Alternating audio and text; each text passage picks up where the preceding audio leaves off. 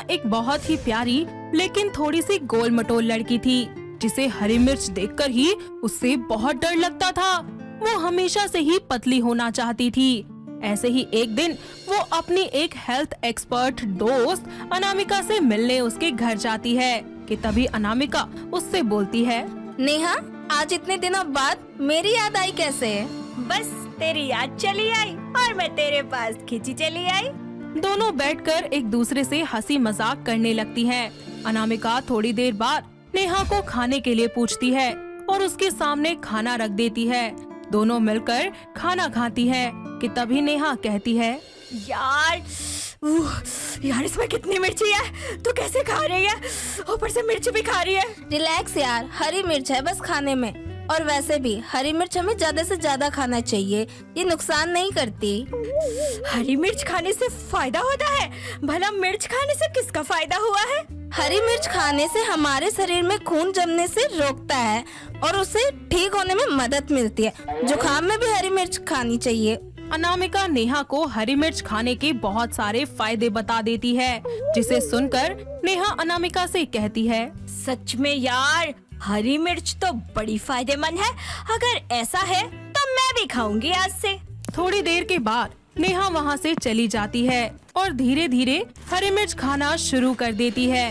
देखते ही देखते उसको हरी मिर्च खाने की आदत सी हो जाती है और वो कुछ भी खाया करती तो उसके साथ हरी मिर्च जरूर खाती। ऐसे ही कुछ समय बीत जाता है और नेहा के लिए एक बहुत ही ज्यादा अच्छे से घर से अतुल नाम के लड़के का रिश्ता आता है। अतुल अपनी माँ देवकी के साथ नेहा को देखने उनके घर आता है, जहाँ नेहा को देखते ही देवकी और अतुल को नेहा पहली नजर में भा जाती है और कुछ ही दिनों में उन दोनों की बड़ी धूमधाम से शादी करवा दी जाती है। शादी के बाद नेहा अपनी बहू होने का सभी फर्ज अच्छे से निभाती है। ऐसे ही एक दिन नेहा और अतुल एक रेस्टोरेंट में खाना खाने के लिए जाते हैं, जहाँ अतुल नेहा से बोलता है, नेहा, आज तुम सच में बहुत प्यारी लग रही हो। दिल तो कर रहा है खाने को छोड़कर तुम्हें ही खा जाऊं। अतुल जी सब देख रहे हैं। अरे देख लेने दो, कौन सा मैं किसी और के साथ हूँ। आखिर तुम बीवी हो मेरी, तुम्हारे साथ थोड़ी सी रोमांटिक बातें तो कर ही सकता हूँ मैं। हाँ हाँ क्यों नहीं, पर यहाँ नहीं, यहाँ सब देख रहे हैं। Okay my wife. दोनों एक दूसरे से बातें कर ही रहे होते हैं कि तभी वेटर आकर उनका ऑर्डर ले जाता है और उनका खाना टेबल पर रखकर वहाँ से जाने लगता है। उसके जाने के बाद अतुल नेहा से कहता है, इस वेटर के बच्चे को भी अभी आना था, पूरा का पूरा मूड खराब कर दिया। चलिए कोई बात नहीं अतुल जी, हम खाना खाते हैं। वैसे भी मुझे बहुत जोर से भूख लगी है। दोनों खाना शुरू कर देते हैं। खाना खाते ही नेहा अपने पति से कहती है, अतुल जी, लगता है इन्होंने खाने में जरा से भी मिर्च नहीं डाली। देखिए ना कितना बेस्वाद खाना है।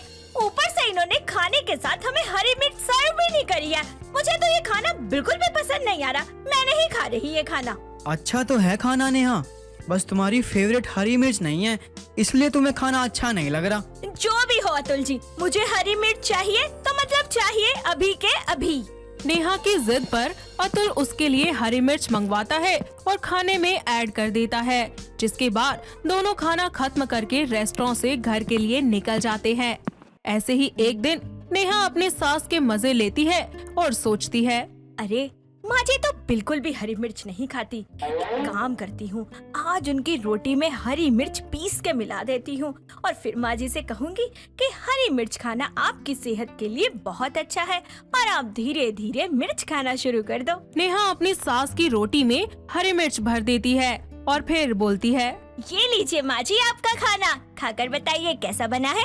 अरे करम जली कुलटा, अगर तुझे इतनी ही हरी मिर्च खाने का शौक है तो अपने खाने में डाला कर। मेरे खाने में, मेरे रोटी में क्यों डाली इतनी मिर्च? वो माँ जी, मैं तो बस। अरे चुप कर बेशरम निर्लज औरत। अपनी माँ की आवाज सुनकर अतुल भी वहाँ आ जाता है और बोलता है, क्या हुआ माँ, आप नेहा पर इतना क्यों चिल्ला रही हो? ऐसा क्या कर दिया उसने? अरे अपनी इस नालायक पत्नी से ही पूछना कि इसने क्या किया। नेहा, क्या किया है तुमने जो माँ इतना भड़क रही है तुम पर? नेहा रोते हुए अतुल को सारी बातें बताती है और कहती है, अतुल जी, मेरा सच में कोई इरादा नहीं था माँ जी को ऐसे दुख पहुंचाने का। मैं तो बस ये चाहती थी कि वो हरी मिर्च खाएं, क्योंकि हरी मिर्च खाने से बहुत फायदे होते हैं। मैं भी पहले नहीं खाती थी, लेकिन जब मुझे इसके फायदे पता चले तो मैंने भी इसे खाना शुरू कर दिया। सच में। नेहा, मुझे पता है कभी भी माँ का बुरा नहीं चाहती हो तुम, और ना ही चाहोगी, पर हर चीज के दो पहलू होते हैं। अगर उसका फायदा होता है तो नुकसान भी होता है। ऐसे ही हरी मिर्च खाने के फायदे तो होते हैं, साथ ही साथ कुछ नुकसान भी होते हैं। अतुल सबसे पहले अपनी माँ का गुस्सा शांत करवाता है और दोनों को सोफे पर बिठाकर नेहा का हाथ थामकर उससे बोलता है, नेहा, माँ बीमार है। उनको डॉक्टर ने मिर्च मसाले खाने से सख्त मना किया है, इसीलिए माँ अब थोड़ी सी मिर्च भी नहीं खा पाती।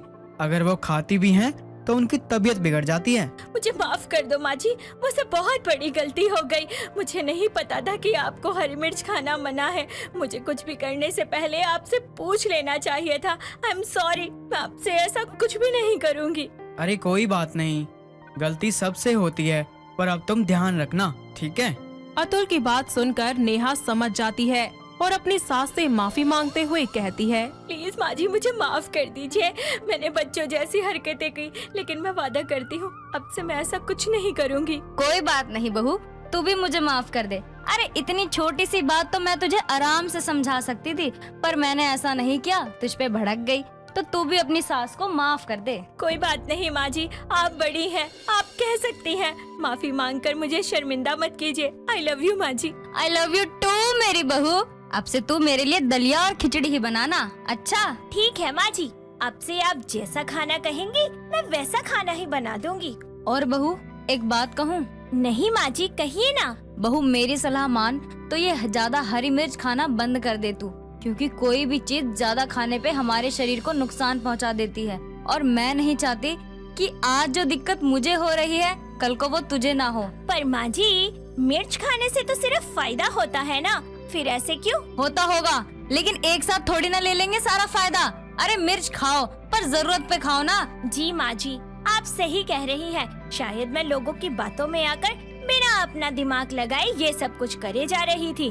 मैं भूल गई थी कि जरूरत से ज्यादा चीजें हमें हमेशा हानि ही पहुंचाती हैं, कभी हमें कोई सुख नहीं देती। ये हुई ना बात। सदा खुश रहे मेरी प्यारी बहू। इतना बोलकर दोनों सास बहू एक दूसरे को गले लगा लेती हैं और नेहा अब खाने में उतने ही मसाले डालती है जितनी उसकी जरूरत हुआ करती, और ज्यादा मसाले नहीं डालती। साथ ही वो अपना हरी मिर्च खाने की आदत को छोड़कर बाकी सभी स्वादों का लुत्फ उठाने लगती है। कुछ ही समय के बाद नेहा को पता चलता है कि वो माँ बनने वाली है, और पूरे 9 महीनों के बाद वो एक बहुत ही प्यारी सी बेटी को जन्म देती है, जिसके बाद सभी मिलकर नन्ही परी का स्वागत करते हैं और एक साथ खुशी खुशी अपनी जिंदगी को बिताने लगते हैं।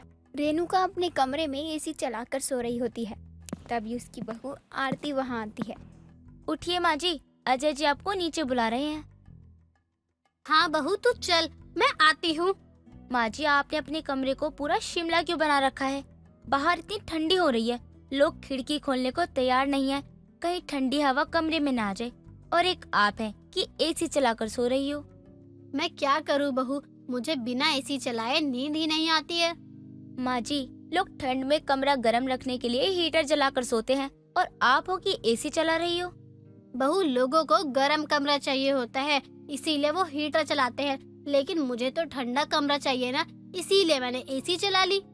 माँ जी, अगर ऐसी बात है ना, तो आज से मैं आपके कमरे के सारे कंबल उठाकर अलमारी में रख दूंगी। लेकिन क्यों बहू, तुझे मेरे कंबलों से क्या दिक्कत है? दिक्कत ये है माँ जी कि आपके कमरे की सफाई करने में मुझे पूरा दिन लग जाता है। जब सामान कम होगा तो कमरा सेट करने में टाइम भी नहीं लगेगा। जा, तू जा यहाँ से, सुबह सुबह मेरा दिमाग खराब कर रही है। हाँ हाँ, जा रही हूँ माँ जी, आप कौन सा मेरी सुनने वाली हो, करना तो आपको अपनी मर्जी का ही है।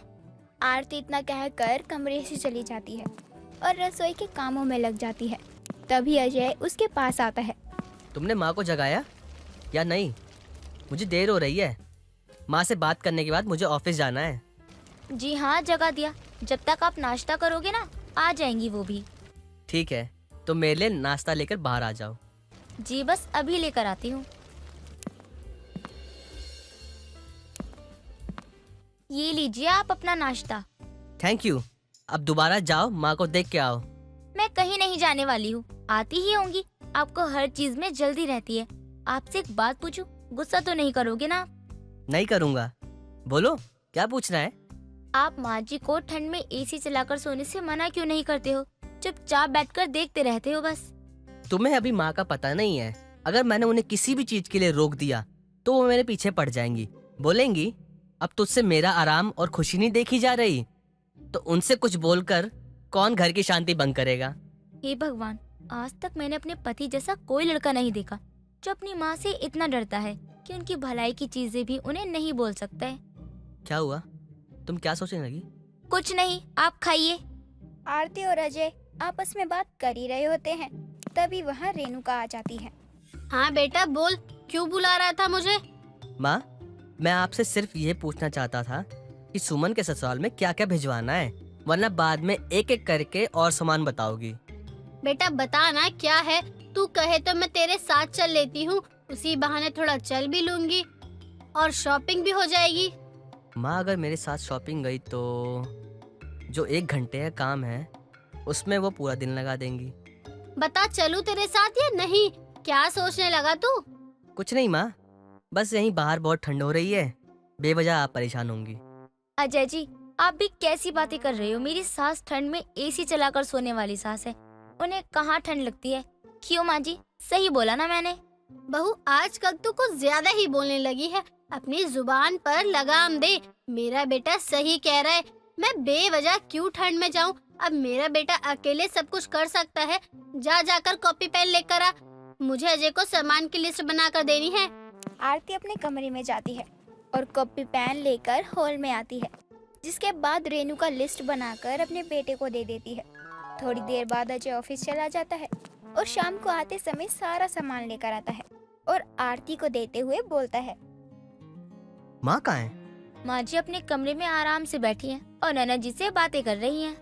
ठीक नहीं, एक काम करते हैं, हम भी वहाँ चलते हैं और सारा सामान चेक करते हैं। हाँ चलिए ना, वैसे भी मेरा सारा काम हो गया है। ओके, चलो चलो, माँ खुश हो जाएंगी। मैं कितनी जल्दी सारा सामान लेकर आ गया, वहीं अगर माँ को लेकर जाता तो रात के 10 बज जाते। अब बस भी करिए, माँ जी के सामने तो आपकी आवाज नहीं निकलती है और पीठ पीछे कितनी बुराई करते हो आप। तुम मुझे ताना मार रही हो? अब कुछ नहीं बोलूंगा तुमसे। अरे आप तो गुस्सा हो गए, मैं तो मजाक कर रही थी। चलिए माँ जी के पास।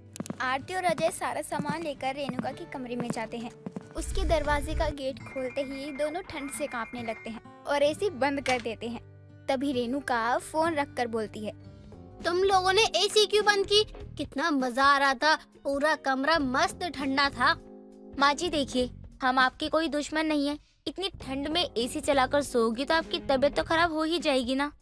मुझे कुछ नहीं होगा। माँ जी वो तो आपकी खांसी से ही पता चल रहा है कि आपको कुछ होगा या नहीं। तुम लोग मुझे ये समझाने आए हो यहाँ पर? नहीं माँ, हम तो आपको ये सामान दिखाने आए थे। आपने जो जो मंगवाया था वो सब लेकर आया हूँ। तू तो मेरा अच्छा बेटा है, बस कल अपनी बहन को लेने के लिए स्टेशन पर चले जाइयो। क्यों माँ, आप नहीं चलेंगी? नहीं बेटा, मैं नहीं जाऊंगी, बाहर बहुत ठंड है।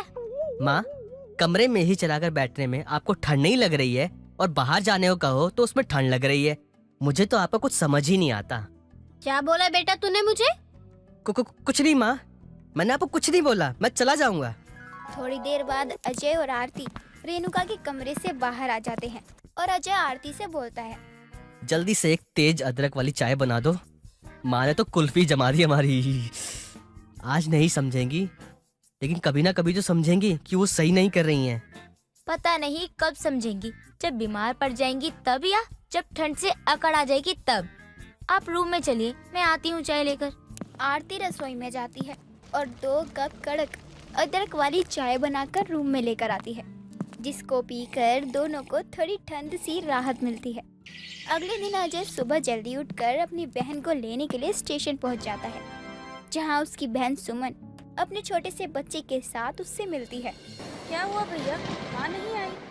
ठंड हो रही है इसलिए वो घर पे सो रही हैं।